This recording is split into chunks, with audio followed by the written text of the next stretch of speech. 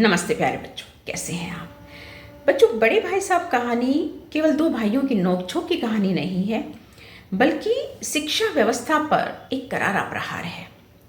यह हमें सिखाती है कि डिग्रियां हासिल करना बहुत आसान है, लेकिन अनुभव और संस्कार की परीक्षा में पास होना ही असली मनुष्यता है। आइए इसके उन सभी पहलुओं को समझते हैं जो आपकी परीक्षा में विश्लेषणात्मक प्रश्नों के रूप में आ सकते हैं। मुख्य विचार और क्षमता पर आधारित प्रश्न यदि हम देखें तो सबसे पहले हम देखते हैं कि किताबी ज्ञान और व्यवहारिक ज्ञान। देखिए, एक पाठ में एक प्रसंग आया था कि दादा और अम्मा के पास कोई डिग्री नहीं थी, फिर भी बड़े भाई साहब उन्हें खुद से अधिक श्रेष्ठ मानते हैं। यह आज के डिग्री ओरिएंटेड समाज को क्या संदेश देती है?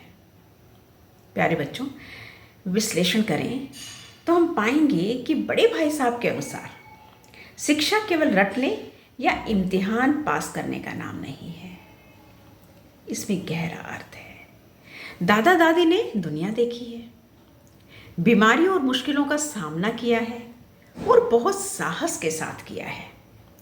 उनके पास जीवन प्रबंधन के गुण हैं। ये संदेश देता है कि शिक्षा वही सार्थक है जो हमें जीवन की व्यवहारिक समस्याओं को हल करना सिखाए, न कि केवल हमारी मार्कशीट को सजाए।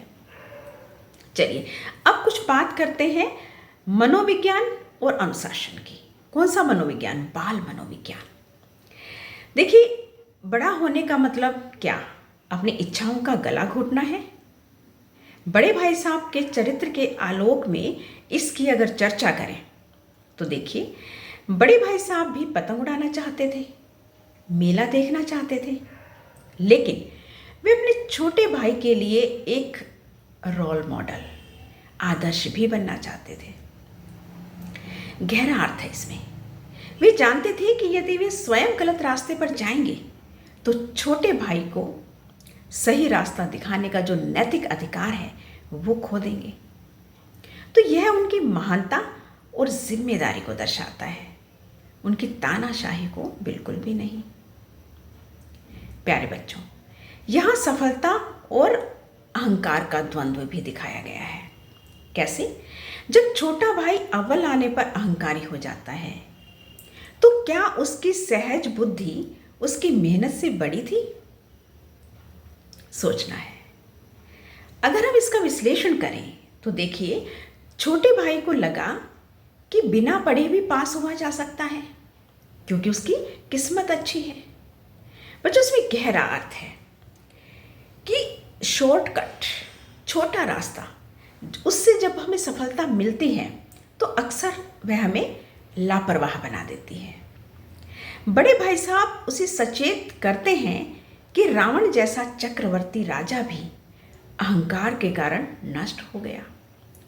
तो एक स्कूली परीक्षा की जीत क्या चीज है?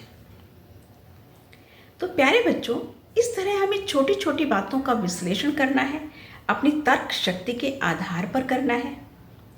यहाँ पूरे पाठ में प्रेमचंद जी ने रटंत विद्या का विरोध दिखाया है।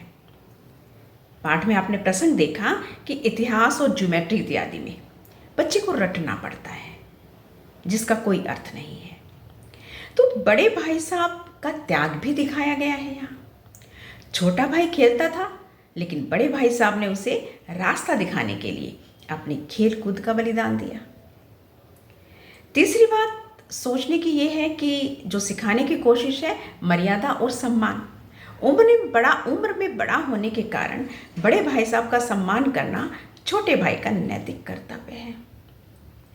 तो कुल मिलाकर यदि हम देखें तो शिक्षा हमारे दिमाग को खोलती है और तजुर्बा हमें जीना सिखाता है। जय हिंद।